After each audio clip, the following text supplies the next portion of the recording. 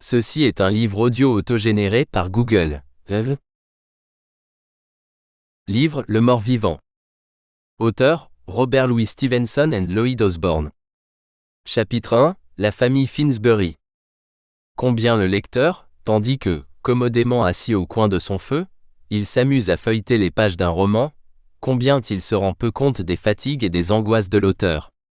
Combien il néglige de se représenter les longues nuits de lutte contre des phrases rétives, les séances de recherche dans les bibliothèques, les correspondances avec d'érudits et illisibles professeurs allemands, en un mot, tout l'énorme échafaudage que l'auteur a édifié et puis démoli, simplement pour lui procurer à lui, lecteur, quelques instants de distraction au coin de son feu, ou encore pour lui tempérer l'ennui d'une heure en wagon.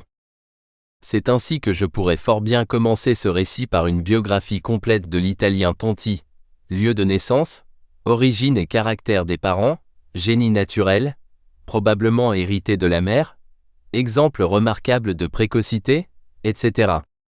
Après quoi, je pourrais également infliger au lecteur un traité en règle sur le système économique, auquel le susdit Italien a laissé son nom. J'ai là, dans 2 tiroirs de mon cartonnier, tous les matériaux dont j'aurais besoin pour ces 2 paragraphes, mais je dédaigne de faire étalage d'une science d'emprunt. Tonti est mort, je dois même dire que je n'ai jamais rencontré personne pour le regretter. Et quant au système de la tontine, voici en quelques mots, tout ce qu'il est nécessaire qu'on en connaisse pour l'intelligence du simple et véridique récit qui va suivre. Un certain nombre de joyeux jeunes gens mettent en commun une certaine somme, qui est ensuite déposée dans une banque, à intérêt composé. Les déposants vivent leur vie, meurent chacun à son tour, et quand ils sont tous morts à l'exception d'un seul, c'est à ce dernier survivant qu'échoit toute la somme, intérêt compris. Le survivant en question se trouve être alors, suivant toute vraisemblance, si sourd, qu'il ne peut pas même entendre le bruit mené autour de sa bonne aubaine. Et, suivant toute vraisemblance, il a lui-même trop peu de temps à vivre pour pouvoir en jouir. Le lecteur comprend maintenant ce que le système a de poétique, pour ne pas dire de comique. Mais il y a en même temps, dans ce système, quelque chose de hasardeux, une apparence de sport, qui, jadis, l'a rendu cher à nos grands-parents. Lorsque Joseph Finsbury et son frère Masterman n'étaient que 2 petits garçons en culottes courtes, leur père, un marchand aisé de Cheapside, les avait fait souscrire à une petite tontine de 37 parts. Chaque part était de 1000 livres sterling. Joseph Finsbury se rappelle aujourd'hui encore, la visite au notaire, tous les membres de la tontine, des gamins comme lui, rassemblés dans une étude, et venant chacun à son tour, s'asseoir dans un grand fauteuil pour signer leur nom, avec l'assistance d'un bon vieux monsieur à lunettes chaussé de bottes à la Wellington. Il se rappelle comment, après la séance, il a joué avec les autres enfants dans une prairie qui se trouvait derrière la maison du notaire, et la magnifique bataille qu'il a engagée, contre un de ses cotéontineurs, qui s'était permis de lui tirer le nez.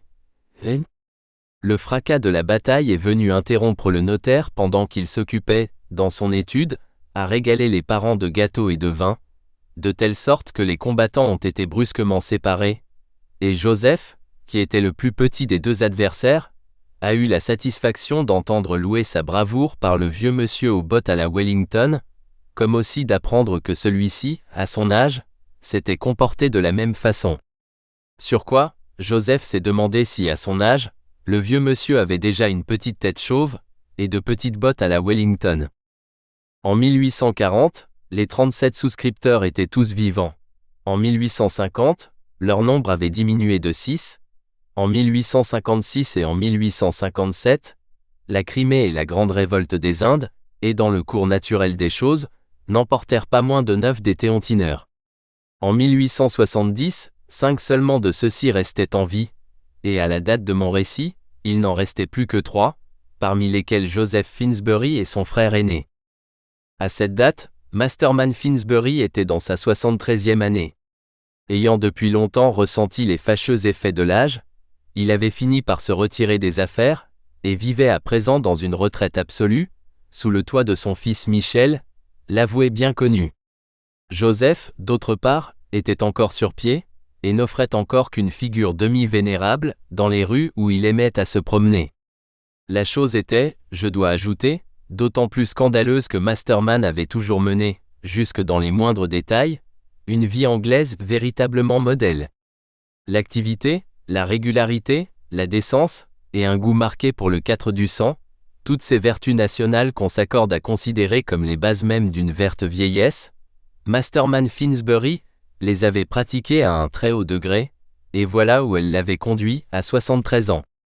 Tandis que Joseph, à peine plus jeune de 2 ans, et qui se trouvait dans le plus enviable état de conservation, s'était toute sa vie disqualifié à la fois par la paresse et l'excentricité. Embarqué d'abord dans le commerce des cuirs, il s'était bientôt fatigué des affaires. Une passion malheureuse pour les notions générales, faute d'avoir été réprimée à temps, avait commencé dès lors à saper son âge mûr. Il n'y a point de passion plus débilitante pour l'esprit, si ce n'est peut-être cette démangeaison de parler en public qui en est d'ailleurs un accompagnement ou un succédané assez ordinaire. Dans le cas de Joseph, du moins, les deux maladies étaient réunies. Peu à peu s'était déclarée la période aiguë, celle où le patient fait des conférences gratuites, et avant que peu d'années se fussent passées, l'infortuné en était arrivé au point d'être prêt à entreprendre un voyage de 5 heures pour parler devant les moutards d'une école primaire. Non pas que Joseph Finsbury fût le moins du monde un savant. Toute son érudition se bornait à ce que lui avaient fourni les manuels élémentaires et les journaux quotidiens. Il ne s'élevait pas même jusqu'aux encyclopédies, c'était la vie, disait-il, qui était son livre. Il était prêt à reconnaître que ses conférences ne s'adressaient pas aux professeurs des universités, elles s'adressaient, suivant lui, au grand cœur du peuple. Et son exemple tendrait à faire croire que le cœur du peuple est indépendant de sa tête, car le fait est que, malgré leurs sottises et leur banalité, les élucubrations de Joseph Finsbury étaient, d'ordinaire, favorablement accueillies. Il citait volontiers, entre autres, le succès de la conférence qu'il avait faite aux ouvriers sans travail, sur « Comment on peut vivre à l'aise avec 2000 francs par an ». L'éducation, ses buts, ses objets, son utilité et sa portée, avaient valu à Joseph, en plusieurs endroits, la considération respectueuse d'une foule d'imbéciles. Et quant à son célèbre discours sur l'assurance sur la vie envisagée dans ses rapports avec les masses, la Société d'amélioration mutuelle des travailleurs de l'île des Chiens, à qui il fut adressé, en fut si charmé, ce qui donne vraiment une triste idée de l'intelligence collective de cette association, que, l'année suivante, elle élut Joseph Finsbury pour son président d'honneur, titre qui, en vérité, était moins encore que gratuit, puisqu'il impliquait, de la part de son titulaire, une donation annuelle à la caisse de la société. Mais l'amour-propre du nouveau président d'honneur n'en avait pas moins là de quoi se trouver hautement satisfait. Or, pendant que Joseph se constituait ainsi une réputation parmi les ignorants d'espèces cultivées, sa vie domestique se trouva brusquement encombrée d'orphelins. La mort de son plus jeune frère, Jacques, fit de lui le tuteur de 2 garçons, Maurice et Jean. Et dans le courant de la même année, sa famille s'enfla encore par l'addition d'une petite demoiselle, la fille de John Henry Hazeltine, esq., homme de fortune modique et apparemment peu pourvu d'amis. Ce Hazeltine n'avait vu Joseph Finsbury qu'une seule fois, dans une salle de conférence de Holloway.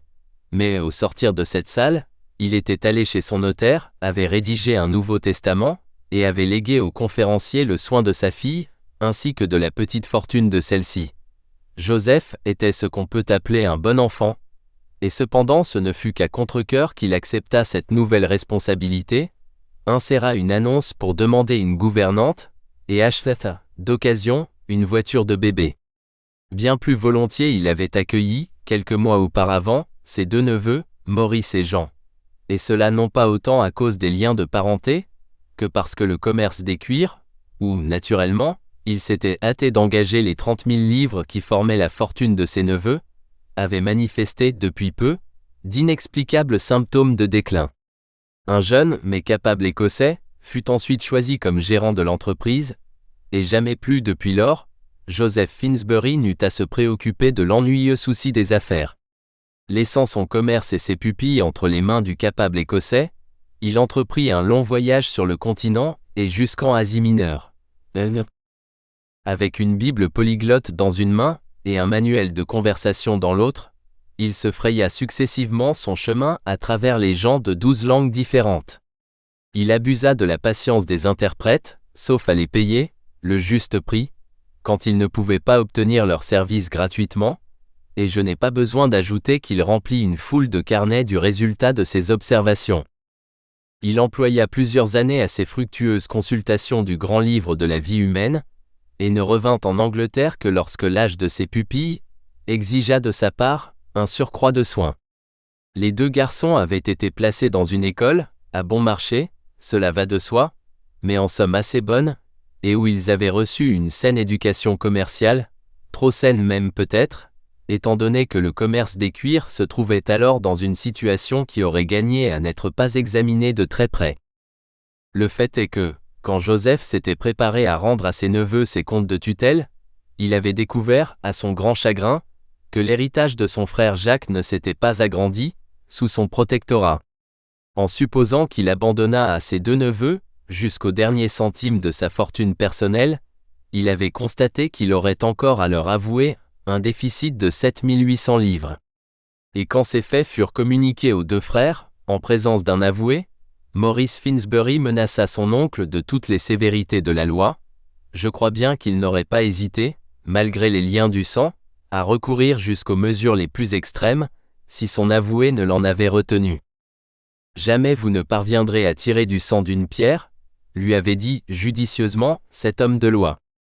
Et Maurice comprit la justesse du proverbe, et se résigna à passer un compromis avec son oncle.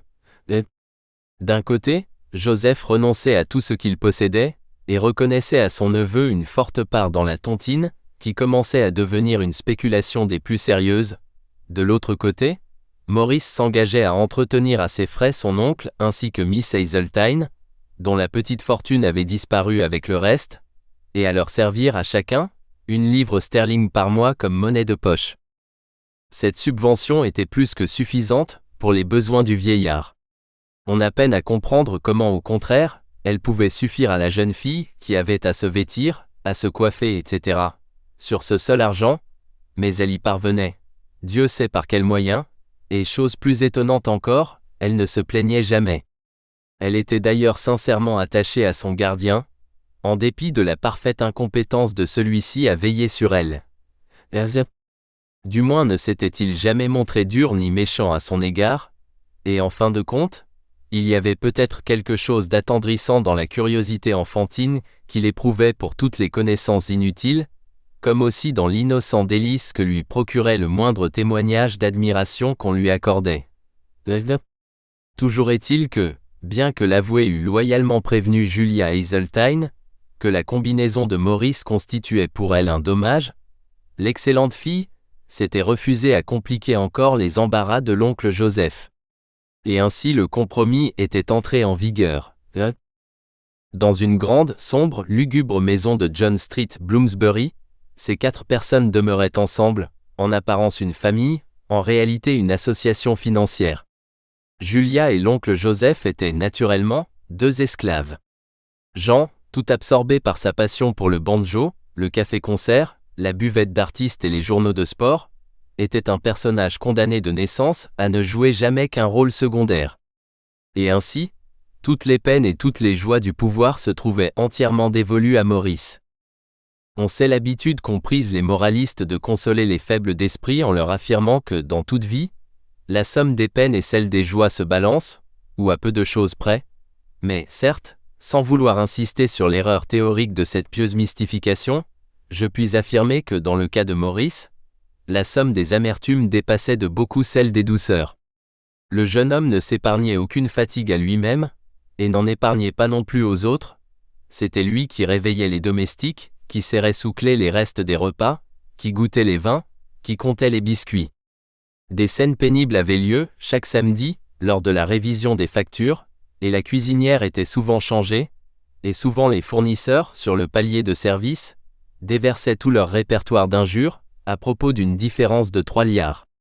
Aux yeux d'un observateur superficiel, Maurice Finsbury aurait risqué de passer pour un avare.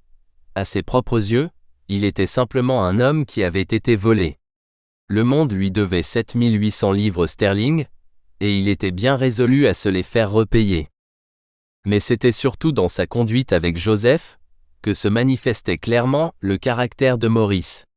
L'oncle Joseph était un placement sur lequel le jeune homme comptait beaucoup.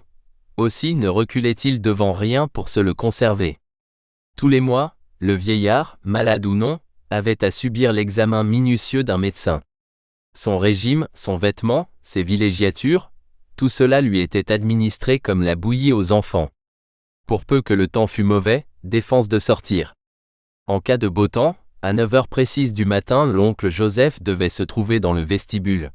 Maurice voyait s'il avait des gants, et si ses souliers ne prenaient pas l'eau. Après quoi, les deux hommes s'en allaient au bureau, bras dessus bras dessous. Promenade qui n'avait sans doute rien de bien gai, car les deux compagnons ne prenaient aucune peine pour affecter vis-à-vis l'un de l'autre des sentiments amicaux. Maurice n'avait jamais cessé de reprocher à son tuteur le déficit des 7800 livres, ni de déplorer la charge supplémentaire constituée par Miss Hazeltine.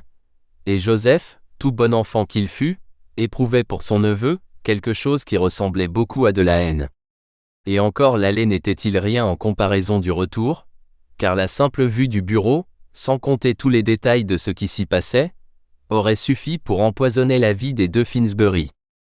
Le nom de Joseph était toujours inscrit sur la porte, et c'était toujours encore lui qui avait la signature des chèques, mais tout cela n'était que pure manœuvre politique de la part de Maurice, destinée à décourager les autres membres de la tontine. En réalité, c'était Maurice lui-même qui s'occupait de l'affaire des cuirs, et je dois ajouter que cette affaire était pour lui une source inépuisable de chagrin. Il avait essayé de la vendre, mais n'avait reçu que des offres dérisoires. Il avait essayé de l'étendre, et n'était parvenu qu'à en étendre les charges, de la restreindre, et c'était seulement les profits qu'il était parvenu à restreindre. Personne n'avait jamais su tirer un sou de cette affaire de cuir, excepté le capable Écossais, qui, lorsque Maurice l'avait congédié, s'était installé dans le voisinage de Banff, et s'était construit un château avec ses bénéfices. La mémoire de ce fallacieux Écossais, Maurice ne manquait pas un seul jour à la maudire, tandis que, assis dans son cabinet, il ouvrait son courrier, avec le vieux Joseph assis à une autre table, et attendant ses ordres de l'air le plus maussade, ou bien, furieusement, griffonnant sa signature sur il ne savait quoi. Et lorsque l'Écossais poussa le cynisme jusqu'à envoyer une annonce de son mariage, avec Davida, fille aînée du révérend Baruch McCraw, le malheureux Maurice crut bien qu'il allait avoir une attaque. Les heures de présence au bureau avaient été, peu à peu, réduites au minimum honnêtement possible.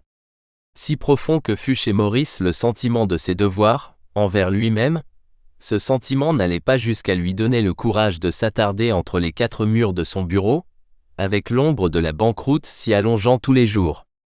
Après quelques heures d'attente, patron et employé poussaient un soupir, s'étiraient, et sortaient, sous prétexte de se recueillir pour l'ennui du lendemain. Alors, le marchand de cuir ramenait son capital vivant jusqu'à John Street, comme un chien de salon. Après quoi, l'ayant emmuré dans la maison, il repartait lui-même pour explorer les boutiques des brocanteurs, en quête de bagues à cachet, l'unique passion de sa vie. Quant à Joseph, il avait plus que la vanité d'un homme, il avait la vanité d'un conférencier.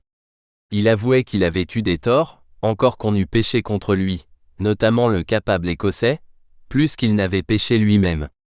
Mais il déclarait que, eût-il trempé ses mains dans le sang, il n'aurait tout de même pas mérité d'être ainsi traîné en laisse par un jeune morveux, d'être tenu captif dans le cabinet de sa propre maison de commerce, d'être sans cesse poursuivi de commentaires mortifiants sur toute sa carrière passée, de voir, chaque matin, son costume examiné de haut en bas, son collet relevé, la présence de ses mitaines sur ses mains sévèrement contrôlées, et d'être promené dans la rue, et reconduit chez lui comme un bébé aux soins d'une nourrice.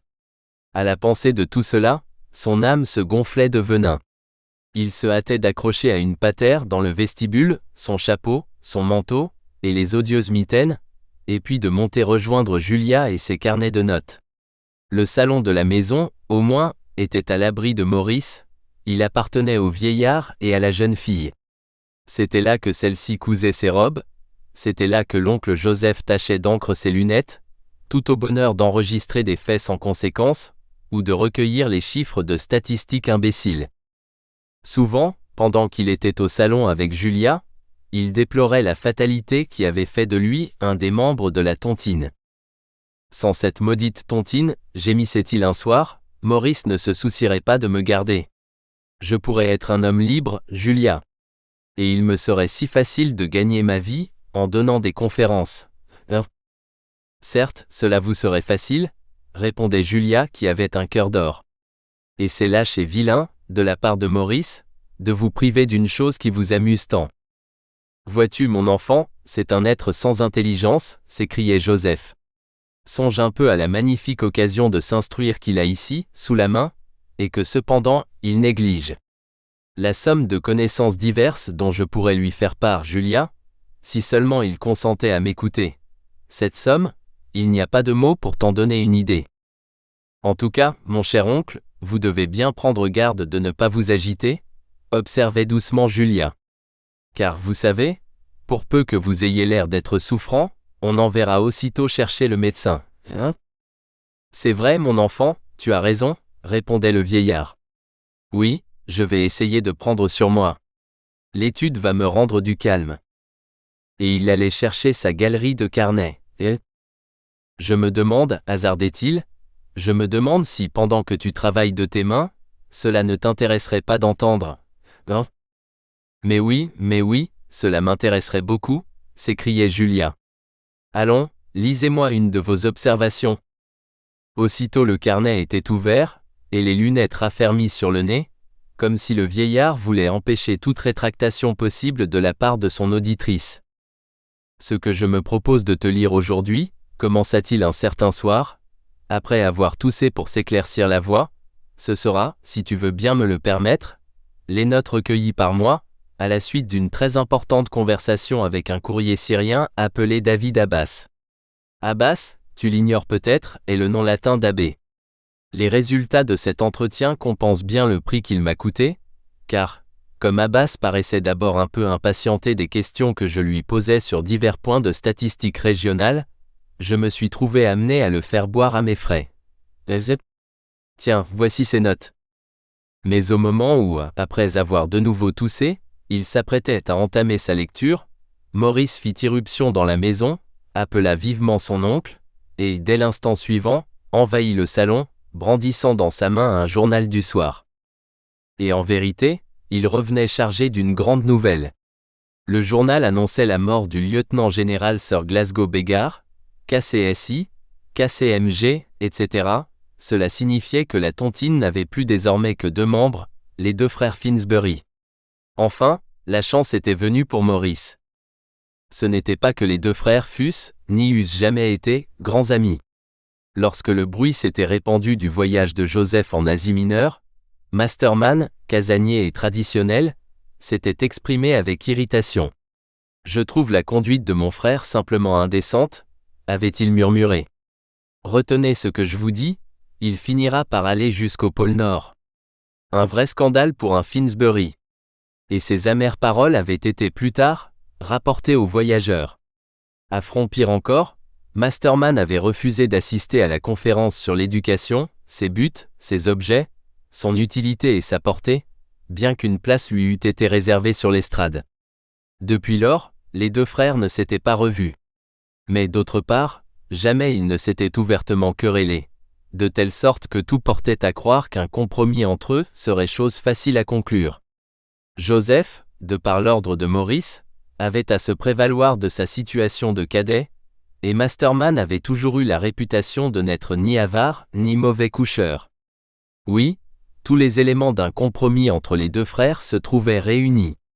Et Maurice, dès le lendemain, tout animé par la perspective de pouvoir rentrer enfin dans ses 7800 livres sterling, se précipita dans le cabinet de son cousin Michel. Michel Finsbury était une sorte de personnage célèbre.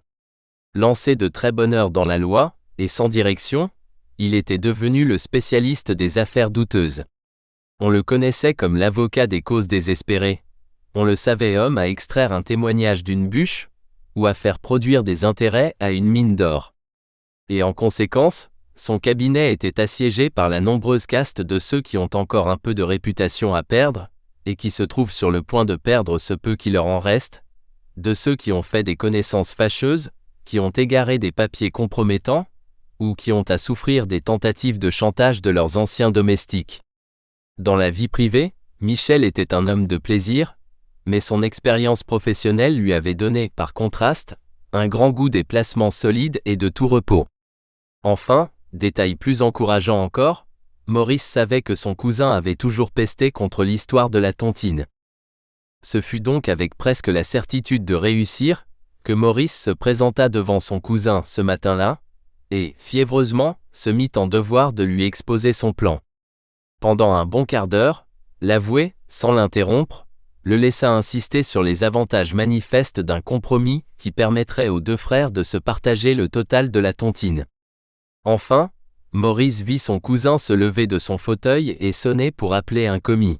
« Eh bien, décidément Maurice, dit Michel, ça ne va pas. » En vain, le marchand de cuir plaida et raisonna, et revint tous les jours suivants, pour continuer à plaider et à raisonner. En vain, il offrit un boni de 1000, de 2000, de 3000 livres. En vain, il offrit, au nom de son oncle Joseph, de se contenter d'un tiers de la tontine et de laisser à Michel et à son père les 2 autres tiers. Toujours l'avoué lui faisait la même réponse. « Ça ne va pas. »« Michel, » s'écria enfin Maurice, « je ne comprends pas où vous voulez en venir. Vous ne répondez pas à mes arguments, vous ne dites pas un mot. Pour ma part, je crois que votre seul objet est de me contrarier. » L'avoué sourit avec bienveillance. « Il y a une chose que vous pouvez croire en tout cas, dit-il, c'est que je suis résolu à ne pas tenir compte de votre proposition. Vous voyez que je suis un peu plus expansif aujourd'hui, parce que c'est la dernière fois que nous causons de ce sujet. »« La dernière fois, » s'écria Maurice. « Oui, mon bon, parfaitement.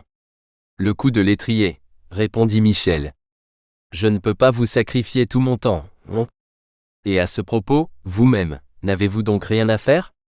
Le commerce des cuirs va-t-il donc tout seul, sans que vous ayez besoin de vous en occuper ? » « Oh ! Vous ne cherchez qu'à me contrarier, grommela Maurice, furieux. Vous m'avez toujours haï et méprisé, depuis l'enfance.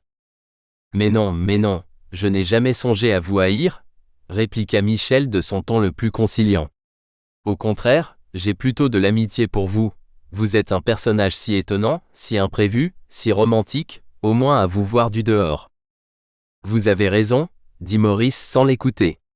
Il est inutile que je revienne ici, et je verrai votre père lui-même. Oh !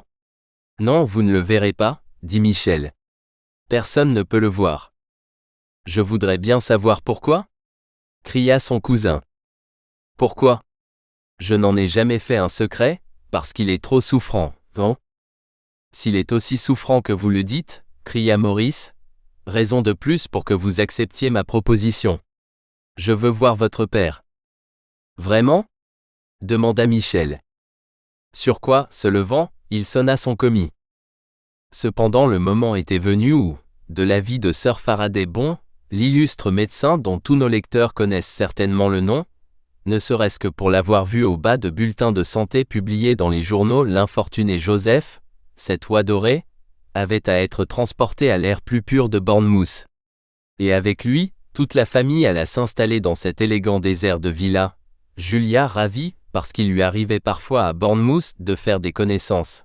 Jean, désolé, car tous ses goûts étaient en ville, Joseph parfaitement indifférent à l'endroit où il se trouvait, pourvu qu'il eût sous la main une plume, de l'encre, et quelques journaux, enfin Maurice lui-même assez content en somme, d'espacer un peu ses visites au bureau, et d'avoir du loisir pour réfléchir à sa situation. Le pauvre garçon était prêt à tous les sacrifices, tout ce qu'il demandait était de rentrer dans son argent, et de pouvoir envoyer promener le commerce des cuirs, de telle sorte que, étant donné la modération de ses exigences, il lui paraissait bien étrange qu'il ne trouvât pas un moyen d'amener Michel à composition. Si seulement je pouvais deviner les motifs qui le portent à refuser mon offre. Il se répétait cela indéfiniment. Et le jour, en se promenant dans les bois de Branxholme, la nuit, en se retournant sur son lit, à table, en oubliant de manger au bain, en oubliant de se rhabiller, toujours il avait l'esprit hanté de ce problème. Pourquoi Michel a-t-il refusé ? Enfin, une nuit, il s'élança dans la chambre de son frère, qu'il réveilla par de fortes secousses. « Quoi ? Qu'est-ce qu'il y a ? demanda Jean. Julia va repartir demain, répondit Maurice. Elle va rentrer à Londres, mettre la maison en état, et engager une cuisinière. Et après-demain, nous la suivrons tous. Oh. Nous espérons que vous avez apprécié cet aperçu. Pour continuer à écouter ce livre audio sur Google Play Livres, utilisez le lien dans la description de la vidéo.